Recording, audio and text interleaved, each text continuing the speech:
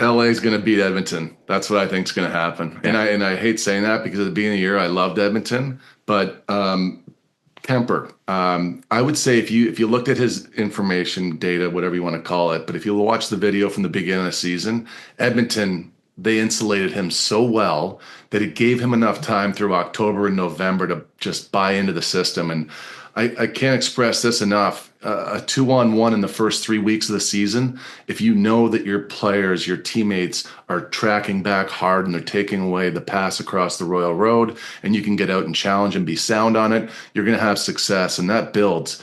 Now, if your teammates take off and you've got wide open lanes, the next time you back up a little more, then you get beat on the clean one. It just becomes an unraveled mess. I saw it with the New York Rangers all season long. Nobody gave up more high danger chances than the New York Rangers. Nobody gave up more east to west chances than the New York Rangers. So what Kemper has been able to do is then through December up until right now, with that confidence, just play at his highest level. And the way that LA defends, everything that we have within our model and looking at data supports LA as a top 5 defensive team in every single metric.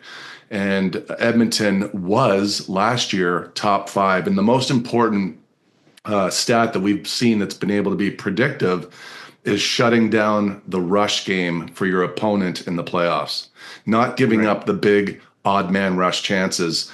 And nobody's been better at shutting it down than the LA Kings, even over the last 3 or 4 years.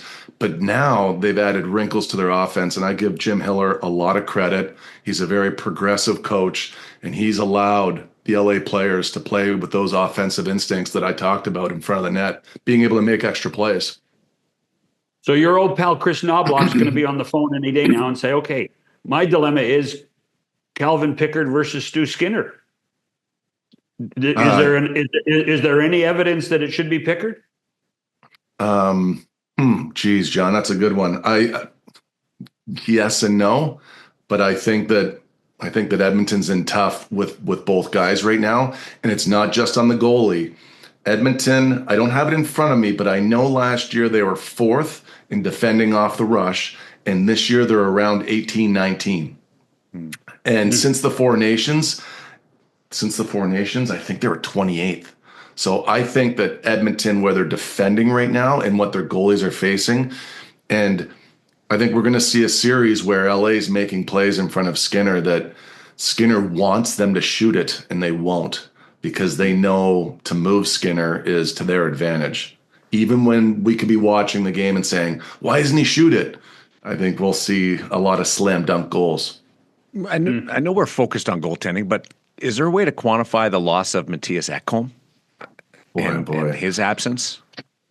I would say that. So I don't have that in front of me. I don't know how you could, but well, I think that overall what you're again trying to accomplish is an environment for your goalie that's predictable, and you're spending fewer minutes in your own zone. You're not allowing the east to west chance. But certainly, I know that Ekholm's loss, to me, I'll just give you my own opinion on it. When I saw him go down, I thought that would be bigger than losing one of McDavid or Draisaitl. That's what I thought. I thought that if you were going to choose one of the 3 guys, I would actually leave Ekholm in my lineup, and if I had to remove one of the other 2 guys, as ridiculous as that sounds, that's how important Ekholm is to his goalie environment.